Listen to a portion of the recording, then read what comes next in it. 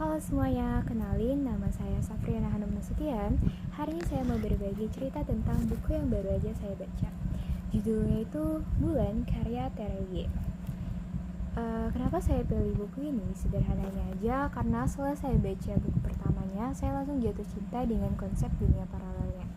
Buku pertama dari series ini yaitu buku yang berjudul Bumi. Saya penasaran banget gimana petualangan Raib, Sally, dan Ali berlanjut. Apalagi di buku ini mereka bakal mengunjungi klan lain yang gak kalah seru dari buku pertama. Oke, untuk sekarang saya akan bahas ceritanya dari halaman awal sampai halaman 202. Bagian awal buku ini membawa kita kembali ke keseharian tiga sekawan. Raib yang bisa menghilang, Sally yang bisa mengeluarkan petir, dan Ali yang Sidinius yang tidak punya kekuatan tapi punya otak yang luar biasa. Cerita memanas ketika Misalena mengajak mereka melakukan perjalanan diplomasi ke klan Matahari. Mereka pergi menggunakan Aili, sebuah kapsul terbang canggih hasil eksperimen Ali. Begitu sampai di klan Matahari, suasana digambarkan sangat kontras, berbeda dengan bumi. Di sini matahari bersinar lebih terang dan teknologinya sangat maju.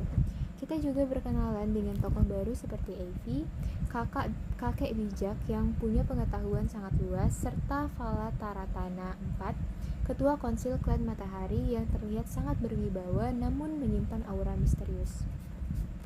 Namun, kunjungan diplomasi ini berubah menjadi ajang bertahan hidup. Mereka tiba-tiba diminta ikut dalam festival bunga matahari. Ini bukan sekedar perayaan, melainkan sebuah kompetisi maut di mana tim-tim terpilih harus melintasi medan yang sangat berat, mulai dari perang rumput luas hingga hutan rimba, untuk mencari bunga matahari yang mekar pertama kali. Raib, Sally, dan Ali harus bersaing dengan peserta lain yang menunggangi hewan-hewan raksasa seperti harimau salju dan burung besar. Bagian yang paling berkesan buat saya adalah saat mereka pertama kali masuk ke area hutan yang sangat berbahaya. Di situ ada momen ketika mereka hampir menyerah karena rintangannya terasa mustahil bagi remaja seumur mereka. Ada satu kutipan yang sangat kuat di bagian awal ini, yaitu saat Evie berkata bahwa keberanian bukan berarti tidak takut, tapi melakukan sesuatu meski kita sedang gemetar ketakutan. Kalimat ini sederhana, tapi sangat mengena. Saya belajar bahwa meskipun Ali tidak punya kekuatan sihir, keberanian dan kecerdasan seringkali menjadi penyelamat bagi Raib dan Sally yang memiliki kekuatan besar.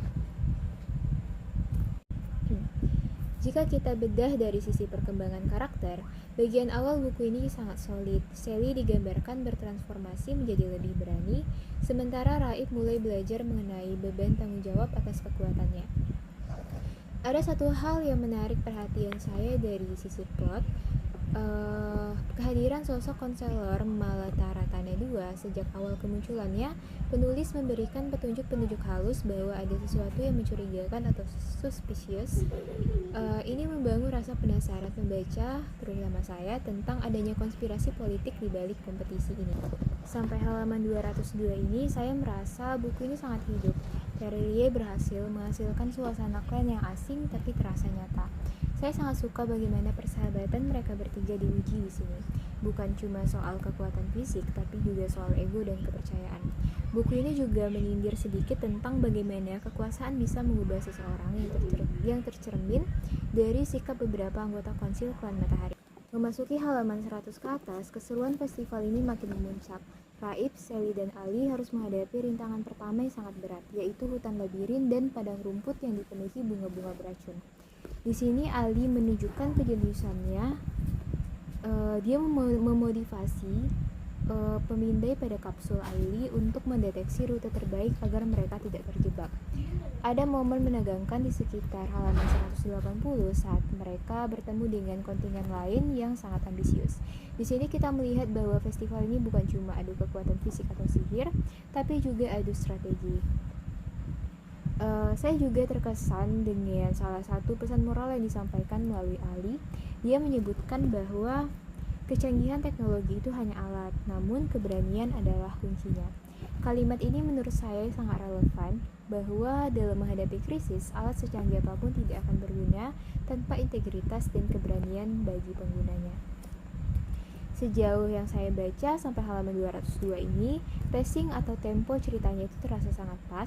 Penulis tidak terburu-buru sehingga kita memiliki waktu untuk meresapi kemegahan dan dari klan matahari sebelum masuk ke konflik yang lebih berat.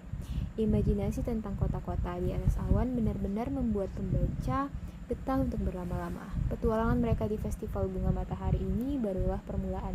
Saya sangat tidak sabar untuk mengetahui rintangan apa lagi yang akan mereka hadapi di hutan klan matahari.